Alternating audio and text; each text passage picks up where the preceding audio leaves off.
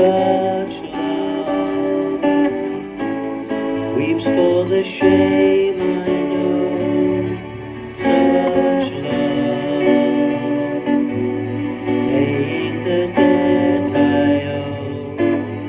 Oh Jesus, such love, such love, stilling my restlessness, such love, filling my emptiness, such love, showing me holiness. Oh Jesus, such love, such love, springs from eternity,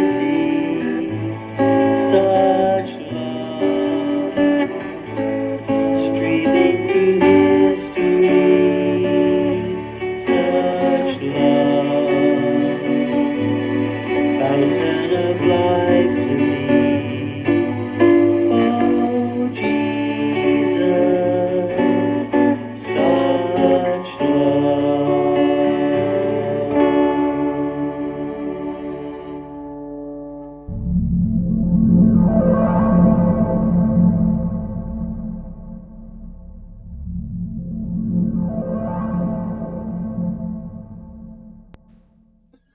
Then Jesus said, "There was a man who had 2 sons. The younger of them said to his father, 'Father, give me the share of the property that will belong to me.' So he divided his property between them. A few days later, the younger son gathered all he had and travelled to a distant country, and there he squandered his property in dissolute living. When he had spent everything, a severe famine took place throughout that country, and he began to be in need. So he went and hired himself out to one of the citizens of that country, who sent him to his fields to feed the pigs. He would gladly have filled himself with the pods that the pigs were eating, and no one gave him anything. But when he came to himself, he said, 'How many of my father's hired hands have bread enough and to spare, but here I am, dying of hunger. I will get up and go to my father, and I will say to him, Father, I have sinned against heaven and before you. I am no longer worthy to be called your son. Treat me like one of your hired hands.' So he set off and went to his father. But while he was still far off, his father saw him and was filled with compassion. He ran and put his arms around him and kissed him.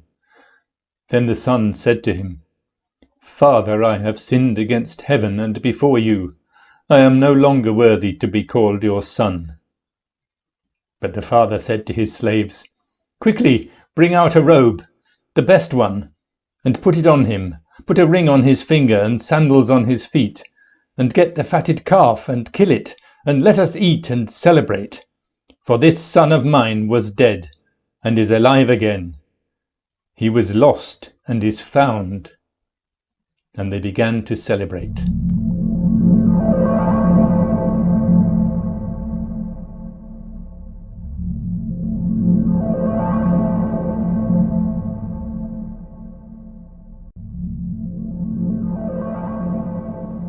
What's the worst thing you've ever done? Just for a moment, take yourself back to the time and place.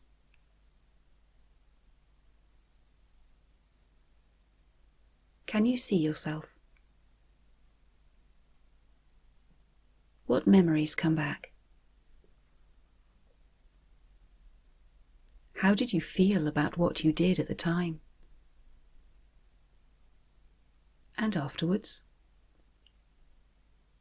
How about now? We've all done wrong. If we say we have no sin, we deceive ourselves, and the truth is not in us. And some of us carry the weight of guilt for years and years. Of course, there might not be any one great, dreadful thing. It may be that our sin is the day-to-day falling short kind. The habits of attitude that have us criticising and carping. The attempts to control others. The little instances of selfishness instead of service. Still, whether our sins are big fat ones or little insidious ones, they build up around us like stains in a wash basin. Can you be brave enough to name aloud whatever it was you did?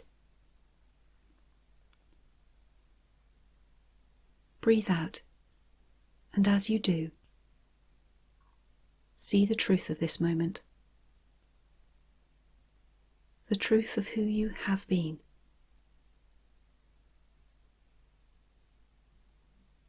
See that truth leave your body and rise to God.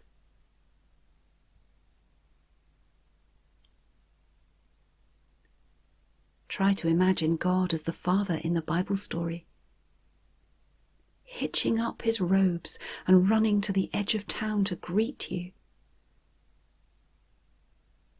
to protect you from the judgment of the village,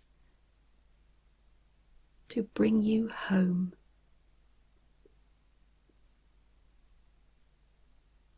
Allow your breathing to take God's truth into your body.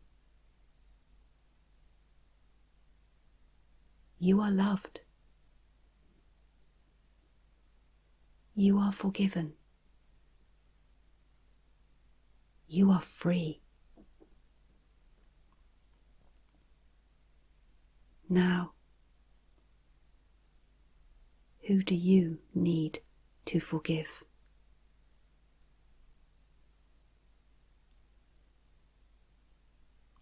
Forgive us our sins, as we forgive those who sin against us.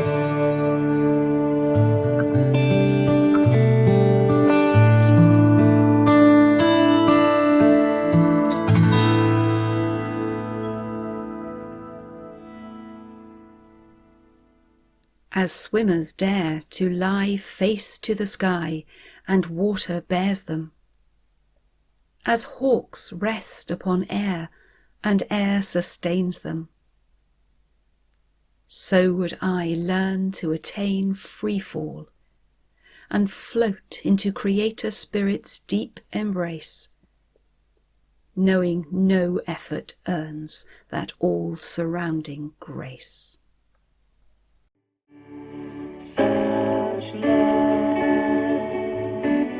springs from eternity. Such love